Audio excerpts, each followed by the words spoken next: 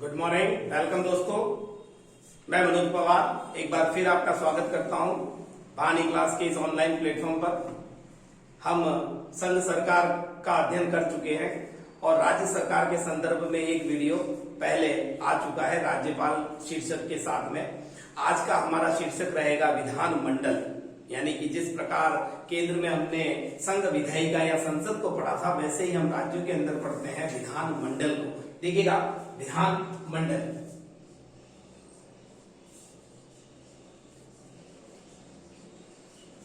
जिसे हम क्या कह सकते हैं, राज्य की विधायिका या व्यवस्थापिका। जिस प्रकार केंद्र में संसद है, उसी प्रकार राज्यों में जो संसद के रूप में कार्य करती है उसे हम कहते हैं विधानमंडल। और इसका उल्लेख मिलता है हमें अनुच्छेद 168 से लगाकर 218, अनुच्छेद 168 से 218 तक। ठीक है साहब। अब विधानमंडल की संरचना एक बार हम देख लें कि विधानमंडल किस प्रकार से बनती है। तो विधानमंडल के अंदर अभिन्न अंग के रूप में होता है राज्यपाल। राज्यपाल के अतिरिक्त होते हैं इसमें दो सदन, एक है विधान सभा और दूसरा है विधान परिषद। लेकिन क्योंकि हमारे सिलेबस में ये राज्य सरकार राजस्थान के संदर्भ में दे रखा है, तो यहां मैं बताऊं आपको कि विधानसभा और विधान परिषद, इन दोनों में से ये जो सदन है इसे हम कहते हैं अनिवार्य सदन।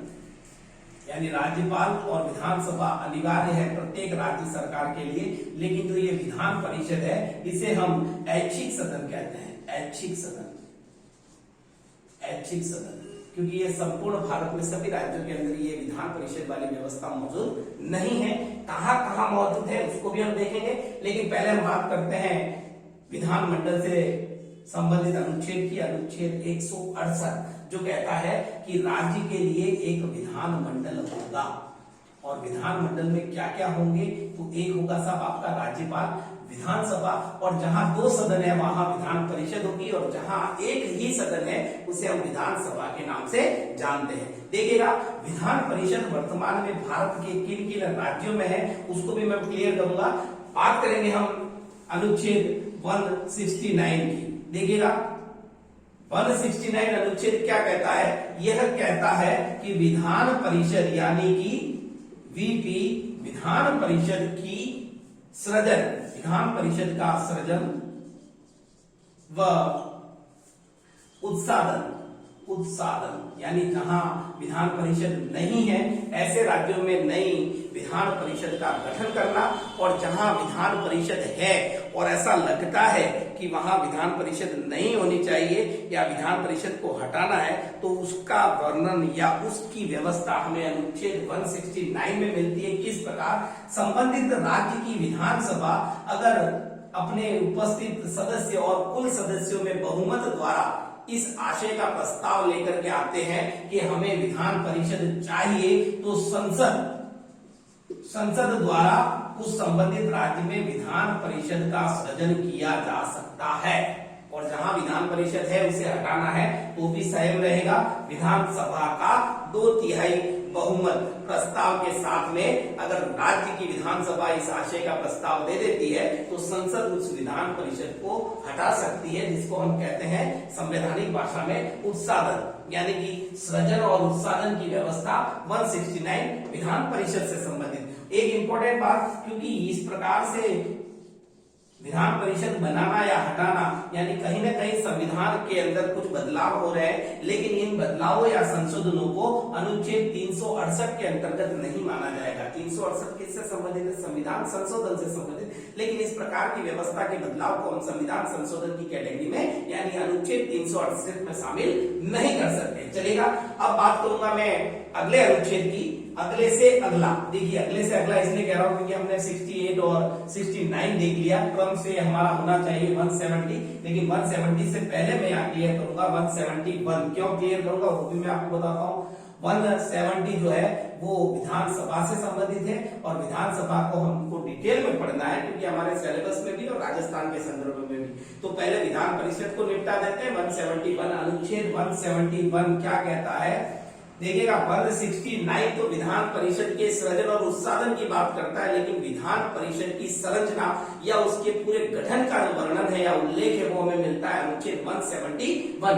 यहाँ 170 हमारा ड्यू चल रहा है, उसको इसके बाद में मैं क्लियर करूंगा विधान परिषद के रूप में। तो 171 का संबंध किससे है? विधान परिषद से। विधान परिषद से इसका संबंध रहता है और विधान परिषद की संरचना किस आधार पर तय की जाती है? क्योंकि विधानसभा की जो संरचना है वो तो जनसंख्या के आधार पर है। जहां राज्य में जनसंख्या अधिक होगी वहां विधानसभा की अधिक सीटें होगी, जहां कम है वहां सीटें भी कम होगी। लेकिन विधान परिषद के सदस्यों की संख्या कैसे तय होती है? तो संबंधित राज्य की जो विधानसभा सदस्य संख्या है, यानी विधानसभा के सदस्यों की कुल संख्या, जैसे राजस्थान के संदर्भ में देख ले तो राजस्थान की कुल संख्या कितनी है? 200। ठीक है ना साहब? तो उसमें अधिकतम जो संख्या है वो 1/3 यानी 1/3 से अधिक नहीं हो सकती। ठीक है ना? तो राजस्थान के संदर्भ में ये लगभग बैठती है आपकी 33 के अकॉर्डिंग देखें तो 66-67। ठीक है ना साहब? 200 में से तो विधान परिषद अगर राजस्थान में बनती है तो उसकी सदस्य संख्या 66-67 से अधिक नहीं होगी। और न्यूनतम भी यहां पर दे रखा है कि न्यूनतम 40, यानी कि 40 से कम नहीं और 1/3 से अधिक नहीं। यानी ये तो संख्या हमारे पास स्पष्ट आ गई कि किसी भी राज्य की विधान परिषद में सदस्य संख्या 40 से कम नहीं हो सकती। और अधिकतम कितनी होगी? जहां विधान परिषद नई विधान परिषद है तो विधानसभा के कुल सदस्य संख्या की 1/3 से अधिक विधान परिषद की सदस्य संख्या नहीं हो सकती। चलिएगा, अब इनके जो कुल सदस्य हैं वो प्रत्यक्ष रूप से नहीं आते हैं। सबसे पहली चीज, विधानसभा अलग चीज है। विधानसभा एज ए लोकसभा और विधान परिषद एज ए राज्यसभा। ठीक है ना? उच्च सदन कह दीजिए, स्थायी सदन कह दीजिए, है ना? इस प्रकार से हम यहाँ देखते हैं। तो यहाँ जो कुल सदस्य संख्या किस प्रकार से आती है तो देखिएगा, कुल सदस्य जो विधान परिषद के हैं उसमें से 1/3 भाग यानी 1/3 सदस्य कहां से आते हैं? जैसे नगर पालिका, जिला परिषद और अन्य जितने भी स्थानीय निकाय हैं, स्थानीय निकाय उनके प्रतिनिधियों के निर्वाचक मंडल द्वारा। एक निर्वाचक मंडल क्या हो गया? स्थानीय निकायों का निर्वाचक मंडल, वो 1/3 सदस्यों का चुनाव करते हैं। 1/3 सदस्य उनके द्वारा लाए जाते हैं। दूसरे 1/3 सदस्य जो है वो विधानसभा के सदस्यों के निर्वाचक मंडल, यानी विधानसभा जो सदस्य हैं, एमएलए हैं, उनके निर्वाचक, यानी निर्वाचक मंडल दूसरा हो गया। पहला निर्वाचक मंडल स्थानीय निकाय का हो गया, दूसरा निर्वाचक मंडल हो गया विधानसभा सदस्यों का, उनके द्वारा 1/3 सदस्य। फिर आते हैं साहब 1/12 भाग। ये किसके द्वारा आता है? तो कम से कम 3 वर्ष लगातार स्नातक, विभिन्न विश्वविद्यालय से संबंधित जो स्नातक है कम से कम 3 वर्ष के, उनके द्वारा बने हुए निर्वाचक मंडल द्वारा 1/12 भाग। फिर अगला 1/12 भाग जो आता है वो किसके द्वारा आता है? माध्यमिक स्तर के जो विद्यालय हैं उनमें कम से कम 3 वर्ष लगातार अध्यापन करवाने वाले यानी टीचर्स जो रहेंगे उनके निर्वाचक मंडल द्वारा। तो पहला निर्वाचक मंडल स्थानीय निकायों का, दूसरा निर्वाचक मंडल विधानसभा सदस्यों का, तीसरा स्नातक जो 3 वर्ष लगातार, उसके बाद में चौथा जो निर्वाचक मंडल है वो माध्यमिक स्तर के विद्यालयों में लगातार 3 वर्ष तक अध्यापन करने वाले टीचर्स के निर्वाचक मंडल द्वारा। और शेष बच्चे 1/6 भाग सदस्य जो है वो राज्यपाल द्वारा मनोनीत होते हैं, राज्यपाल द्वारा मनोनीत। वैसे ही जैसे राज्यसभा में होते हैं कला, साहित्य और विभिन्न क्षेत्रों के जो विशेषज्ञ होते हैं उनका मनोनयन राज्यपाल के द्वारा 1/6 सदस्यों का विधान परिषद के अंदर। तो यहाँ मैंने आपको विधान परिषद के बारे में महत्वपूर्ण बातें बता दी और महत्वपूर्ण बातों के साथ एक अनुच्छेद और ले लेते हैं, अनुच्छेद 182, जो कि विधान परिषद के सभापति व उप सभापति की व्यवस्था करता है कि साहब एक सभापति होगा जो इन्हीं में से चुना जाएगा बहुमत के आधार पर, और एक उप सभापति होगा, और ये अपने त्याग पत्र एक दूसरे के साथ में शेयर करेंगे, यानी एक दूसरे को देंगे। यानी सभापति विधान परिषद का अपना त्याग पत्र जो है वो उप सभापति को देता है, और उप सभापति अपना त्याग पत्र सभापति को, जैसे लोकसभा में होता है। ठीक है ना साहब, जिस प्रकार विधानसभा में होगा वो भी मैं अभी क्लियर कर दूंगा। तो यहाँ विधान परिषद से संदर्भ यही बातें हैं कि कहां कहां विधान परिषद भारत के अंदर स्थित है, या कौन कौन से वे राज्य हैं जहां पर विधान परिषद है। जम्मू कश्मीर पहले जरूर शामिल था, लेकिन अभी वो केंद्र शासित प्रदेश के रूप में बना दिया गया। तो देखिएगा सबसे पहले एपी, यहाँ एपी का मतलब अरुणाचल प्रदेश नहीं है, ये आंध्र प्रदेश है, और आंध्र प्रदेश से एक राज्य अलग हुआ है तेलंगाना। तो दो तो ये हो गए साहब 6 में से। उसके बाद में हो जाता है साहब आपका महाराष्ट्र, महाराष्ट्र के बाद में हो जाता है साहब कर्नाटक, कर्नाटक के बाद में हो जाता है साहब आपका बिहार। देखिएगा बिहार, कर्नाटक, महाराष्ट्र, तेलंगाना, अरुणाचल प्रदेश, और अंत में सबसे बड़ा जनसंख्या की दृष्टि से राज्य उत्तर प्रदेश। ये कुल कितने राज्य हो गए? ये 6 राज्य हो गए जहां वर्तमान में विधान परिषद कार्यरत है। राजस्थान में भी इस संदर्भ का जो है चल रहा है कि भाई हो सकता है राजस्थान में भी बहुत जल्दी हमें विधान परिषद के रूप में दूसरा सदन देखने को मिले, और इसके लिए व्यवस्था हमने देखी थी 169। अगर किसी राज्य की विधानसभा द्वारा उपस्थित और कुल सदस्यों के बहुमत यानी 2/3 बहुमत से इस आशय का अगर प्रस्ताव लाया जाए तो वहां विधान परिषद का गठन जो सृजन है वो संसद द्वारा किया जा सकता है। चलेगा, तो इस प्रकार से विधान परिषद में ज्यादा और कुछ नहीं, ज्यादातर क्वेश्चन ये निकल करके आता है वर्तमान में कौन कौन से राज्यों में विधान परिषद कार्यरत है, और इसका कार्यकाल जो होता है विधान परिषद के सदस्यों का वो राज्यसभा के सदस्यों की तरह 6 वर्ष का रहता है। चलेगा, बात करेंगे अब अनुच्छेद 170 जो बहुत इंपॉर्टेंट है, क्योंकि ये विधानसभा की संरचना की बात करता है। विधानसभा का वर्णन अनुच्छेद 170 में है, और यहाँ पर क्या है? विधानसभा की संरचना। विधानसभा की संरचना यानी सीटों का निर्धारण जो होता है कितने सदस्य होंगे, तो उसका आधार रहता है जनसंख्या, जनसंख्या के अनुसार।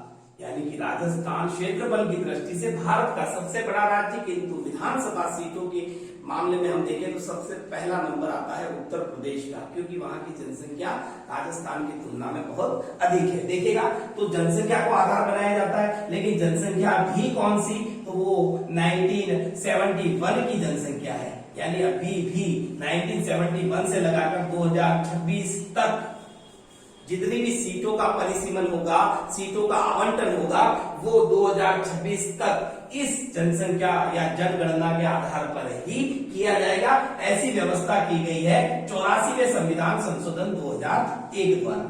यानी कि इस संशोधन द्वारा इस वर्ष यह तय किया गया कि 2026 तक जनसंख्या कौन सी मान्य रहेगी? 1971 की जनगणना वाली। ठीक है ना साहब, तो इस आधार पर कुछ सीटों का निर्धारण किस प्रकार से है कि अगर हम वीएस की बात करें तो वीएस की अधिकतम जो संख्या है सीटों की, तो वो अधिकतम संख्या हो सकती है 500।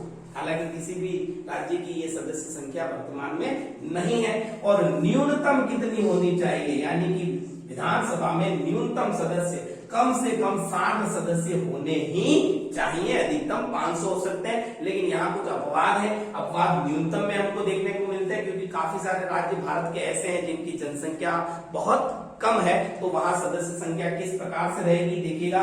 सबसे पहले हम बात करेंगे गोवा की। गोवा में 40 सदस्य हैं विधानसभा में। मिजोरम के अंदर साहब आपके 40, और बाद में देखते हैं हम सिक्किम, तो सिक्किम में इससे भी कम यानी कि 32 सदस्य विधानसभा में है। और अधिकतम की बात करें तो सबसे अधिक है उत्तर प्रदेश में 403, बिहार के अंदर है साहब आपके 243, और हमारा राजस्थान 200 सीटें विधानसभा की यहाँ है। तो ठीक है साहब, ये हो जाती है अधिकतम सदस्य संख्या, न्यूनतम सदस्य संख्या। अगर केंद्र शासित प्रदेशों की बात कर ले हम, केंद्र शासित प्रदेश, तो केंद्र शासित प्रदेश कौन कौन से हैं जहां पर सदस्य संख्या की बात करेंगे? सबसे पहले दिल्ली, तो दिल्ली में भी विधानसभा है, और वहां पर मुख्यमंत्री के साथ में उप राज्यपाल, ठीक है ना साहब, कार्यरत होता है। ये तो दिल्ली के अंदर विधानसभा की सीटें कितनी है? 70। तो पुदुचेरी की बात करें, एक अन्य केंद्र शासित प्रदेश, वहां पर सदस्य संख्या 30। और वर्तमान के अंदर जब जम्मू कश्मीर को एक राज्य से दर्जा हटा करके केंद्र शासित प्रदेश बना दिया गया, तो जम्मू एंड कश्मीर जो केंद्र शासित प्रदेश है, वहां पर विधानसभा में सदस्य संख्या 160 है। ये इंपॉर्टेंट रहने वाला है इस एग्जाम के अंदर, क्योंकि ये रिसेंट घटना से जुड़ा हुआ है। चलिएगा, तो यहाँ मैंने आपको बताया कि विधानसभा के सदस्यों की संख्या अधिकतम कितनी है, न्यूनतम कितनी है, और कौन कौन से राज्य इसका अपवाद है।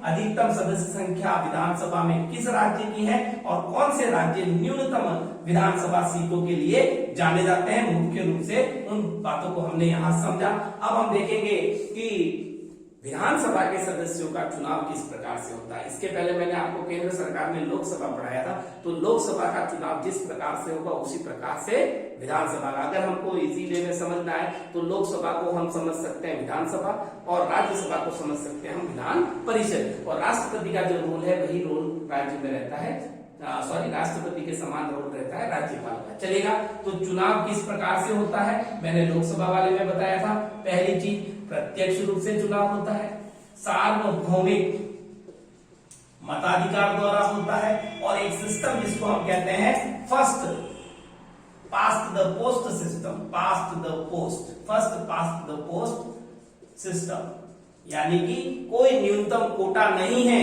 मतों का, यानी जिसने जितने वोट प्राप्त किए उन सभी उम्मीदवारों के अंदर जो व्यक्ति ज्यादा वोट लेकर के आ जाता, चाहे वोट एक ही क्यों नहीं अधिक हो, दो ही क्यों नहीं अधिक हो, तो भी वो व्यक्ति जीता हुआ माना जाएगा विधानसभा के अंदर। ठीक है ना साहब। तो चुनाव प्रत्यक्ष रूप से होते हैं, जनता द्वारा चुने जाते हैं विधानसभा के सदस्य, सार्वभौमिक मताधिकार द्वारा चुने जाते हैं, और first past the post system के आधार पर उम्मीदवार जीतता है, विजयी होता है। अब बात करूंगा मैं आरक्षण की। लोकसभा के अंदर मैंने बताया था अनुच्छेद 330 और 31, याद होगा आपको अच्छे से। अनुच्छेद 330, 331 का संबंध लोकसभा से है, और लोकसभा के अंदर ये बात करता है एसटी और एससी के आरक्षण की, और ये बात करता है दो एंग्लो इंडियन की, लोकसभा में जिनका मनोनयन राष्ट्रपति द्वारा होता है। तो यहाँ अनुच्छेद होगा साहब आपका 332 और 333। 332 बात करता है एससी और एसटी के आरक्षण की, और 33 बात करता है एक एंग्लो इंडियन। कहां पर है ये विधानसभा में है, जिसका मनोनयन किसके द्वारा होता है, राज्यपाल इसका मनोनयन करता है एक एंग्लो इंडियन का। और एससी एसटी के लिए राजस्थान के अंदर अगर हम आरक्षण की बात करें विधानसभा के अंदर कुल 200 सीटों में से, तो 34 सीटें एससी के लिए आरक्षित है और 25 सीटें एसटी के लिए आरक्षित है। ये आरक्षण की व्यवस्था देख लेते हैं अपन, कहां पर, राजस्थान विधानसभा में 200 में से। ठीक है साहब। और देखिएगा लोकसभा में बता चुका हूं आपको 84 एससी के लिए और 47 जो है वो एसटी कैंडिडेट्स के लिए आरक्षित है लोकसभा के अंदर अनुच्छेद 330 के अंतर्गत। चलेगा, 2 सदस्य लोकसभा में, एक एंग्लो इंडियन सदस्य जो है वो आपके विधानसभा के अंदर राज्यपाल के द्वारा। तो ये आरक्षण की बात भी हमने देख ली। अब बात करेंगे हम कार्यकाल की। विधानसभा का कार्यकाल कितना होता है, तो सामान्यतः ये कार्यकाल 5 वर्ष का होता है, सामान्यतः 5 वर्ष। लेकिन 5 वर्ष से पहले भी कई बार विधानसभा विघटित हो जाती है, भंग हो जाती है, और वो किन किन कंडीशनों में भंग होती है। एक तो हो जाती है साहब 356, अनुच्छेद 356 को समझा था हमने, राष्ट्रपति शासन के रूप में राज्यपाल जब इस आशय के आधार पर ये सलाह दे, सुझाव दे राष्ट्रपति को कि साहब यहाँ पर संवैधानिक तंत्र विफल हो चुका है, तब राष्ट्रपति वहां पर राष्ट्रपति शासन 356 के तहत लगा देता है, और राज्यपाल जो होता है उसके हाथ में आ जाती है वास्तविक कार्यपालिका, और विधान जो सभा है वो भंग हो जाती है समय से पहले ही। और दूसरी कंडीशन होती है साहब बहुमत गिरने पर, यानी किसी पार्टी का बहुमत विधानसभा में अगर गिर गया है और वो सरकार जो है अस्तित्व में नहीं रही, तो विधानसभा समय से पूर्व ही भंग हो जाती है। फिर बात करेंगे हम योग्यता की, यानी एक विधायक बनने के लिए न्यूनतम आयु है वो 25 वर्ष है, जबकि राज्यपाल के लिए हमने देखा था राष्ट्रपति की भांति 35 वर्ष की आयु थी, राज्यसभा सदस्य कितनी थी, 30 वर्ष थी। ठीक है, तो 25 वर्ष की न्यूनतम आयु, उसके बाद में बाकी सारी चीजें तो कॉमन ही है, पागल दिवालिया ना हो, पागल दिवालिया, लाभ के पद पर ना हो, यानी कि सरकारी नौकरी पे नहीं हो, उसके अलावा और क्या कंडीशन है, सबसे पहले यूनिवर्सल, वही भारत का नागरिक हो, तो ये उसकी कुछ योग्यता है, भारत का नागरिक। अब बात करेंगे हम यहाँ पर भी अध्यक्ष और उपाध्यक्ष की। देखिएगा, लोकसभा की तरह विधानसभा में से ही एक को बनाया जाएगा अध्यक्ष और एक को बनाया जाएगा उपाध्यक्ष। देखिएगा, तो ये अध्यक्ष और उपाध्यक्ष जो है उनका त्याग पत्र भी एक दूसरे को ही दिया जाता है, यानी अध्यक्ष त्याग पत्र किसे देगा, उपाध्यक्ष को, लोकसभा की भांति। और विधान परिषद में भी सेम सिस्टम रहता है कि विधानसभा का सभापति अपना त्याग पत्र उपसभापति को प्रेषित करता है और उपसभापति सभापति को अपना त्याग पत्र प्रेषित करता है। तो यहाँ हमने देखा है विधानसभा की संरचना, संगठन। अब बात करूंगा मैं हम सत्रों या बैठकों की, कौन कौन सी व्यवस्थाएं रहती है। देखिएगा, सत्र क्या होते हैं, जो बैठकें आयोजित होती हैं, हमने देखा था लोकसभा के वर्तमान में 3 प्रकार के सत्र आहूत किए जाते हैं। पहला सत्र होता है जिसे बजट सत्र कहते हैं, फिर ग्रीष्मकालीन और फिर मानसूनकालीन और शीतकालीन, 3 प्रकार के होते हैं। ग्रीष्मकालीन नहीं है, वो है साहब आपका मानसूनकालीन, और उसके बाद में होता है आपका कौन सा सत्र होता है, शीतकालीन सत्र होता है। तो यहाँ देखिएगा, सत्र यानी जो बैठक है विधानसभा की, वो न्यूनतम यानी कम से कम वर्ष में कितनी होनी चाहिए, वर्ष में 2 बैठकें होना अनिवार्य है, यानी 2 सत्र आहूत होने अनिवार्य है। उसके अलावा एक वर्ड आता है सत्रावसान, जो राष्ट्रपति करता है ना साहब, लोकसभा और राज्यसभा के अंदर सत्रावसान की घोषणा, यानी कि इन 2 बैठकों के, एक बैठक यहाँ पर हो गई और उसके कुछ समय पश्चात यानी महीने 2 महीने के गैप से, क्योंकि 6 महीने से ज्यादा का गैप होना नहीं चाहिए, तो इन दोनों बैठकों के मध्य का जो समय होता है उसको कहते हैं सत्रावसान। एक शब्द होता है विघटन, यानी विधानसभा समय से पहले जो भंग कर दी जाती है, उसके बाद नए चुनाव होते हैं, उसको कहते हैं विघटन, यानी कि विधानसभा का क्या हो गया, विघटन हो गया है। उसके बाद में एक वर्ड और आता है गणपूर्ति। बिल्कुल गणपूर्ति मैंने बताया था, कहां पर था ये, बिल्कुल लोकसभा के अंदर हमने देखा है, और उसकी संख्या है 1/10। गणपूर्ति कितनी होती है, यानी कि किसी भी बैठक में, विधानसभा में जब कुल सदस्यों के 10% सदस्य नहीं उपस्थित है तो वो बैठक मान्य नहीं मानी जाएगी। ये गणपूर्ति है। लोकसभा में गणपूर्ति का सिस्टम खत्म किया था 42वें संविधान संशोधन के द्वारा, तत्कालीन प्रधानमंत्री महोदया इंदिरा गांधी के द्वारा, ठीक है ना। और 44वें में वापस मोरारजी देसाई इस गणपूर्ति व्यवस्था को यथावत कर देते हैं। चलिएगा, अब बात करूंगा मैं वीएस की, यानी विधानसभा की शक्तियों की। वीएस की शक्तियां लोकसभा के समान ये भी पावरफुल है विधान परिषद से। देखिएगा, तो पहला कार्य तो यही हो गया साहब, विधि निर्माण, यानी कि जिस प्रकार लोकसभा संघ स्तर पर कानून का निर्माण करती है, विधि का निर्माण करती है, वैसे ही विधानसभा राज्य के अंदर राज्य सूची के विषयों पर विधि निर्माण का कार्य करती है। फिर देखिएगा, जो मंत्री परिषद बनती है, मैं अगले वीडियो में लेकर के आऊंगा मुख्यमंत्री और मंत्री परिषद। तो जिस प्रकार से मंत्री परिषद संघ की लोकसभा के प्रति उत्तरदायी होती है, वैसे ही राज्य की मंत्री परिषद विधानसभा के प्रति उत्तरदायी होती है, यानी विधानसभा के प्रति उत्तरदायी कौन होती है, मंत्री परिषद। चलिएगा, मंत्री परिषद उत्तरदायी होती है विधानसभा के प्रति। अब देखिए, धन विधेयक की बात कर लें। धन विधेयक 108 अनुच्छेद जो संघ सरकार के लिए बात करता है, तो यहाँ पर भी धन विधेयक जो है उसमें प्रभावी भूमिका होती है विधानसभा की, क्योंकि केवल विधानसभा में ही पेश किया जाता है। धन विधेयक पहले कहां पेश होगा, विधान सभा के अंदर, और विधान परिषद को तो मात्र 14 दिन का समय मिलता है। कितना, जिस प्रकार राज्यसभा को मिलता है ना धन विधेयक के संदर्भ में 14 दिन का समय, 14 दिन में लौटा दो स्वीकृति के साथ, अन्यथा स्वतः ही वो पारित हो जाएगा। वैसी कंडीशन यहाँ विधान परिषद की है। और अगर साधारण विधेयक विधान परिषद के पास जाता है तो वो अपने पास कितने समय तक रोक सकती है, तो वो रोक सकती है साहब आपके 4 माह तक, यानी साधारण विधेयक को विधान परिषद 4 माह तक रोक सकती है। धन विधेयक सिर्फ 14 दिन, पास कर दो तो भी ठीक है, नहीं करोगे तो भी वो स्वतः ही पारित माना जाएगा। तो इस प्रकार देखिए, आप विधानमंडल को हमने समझा, राज्यपाल को हमने समझा। अब हम आगे जो है मुख्यमंत्री और मंत्री परिषद को समझेंगे, राज्य सरकार के इस वीडियो को पूरा करेंगे। तो देखते हैं हम आगे।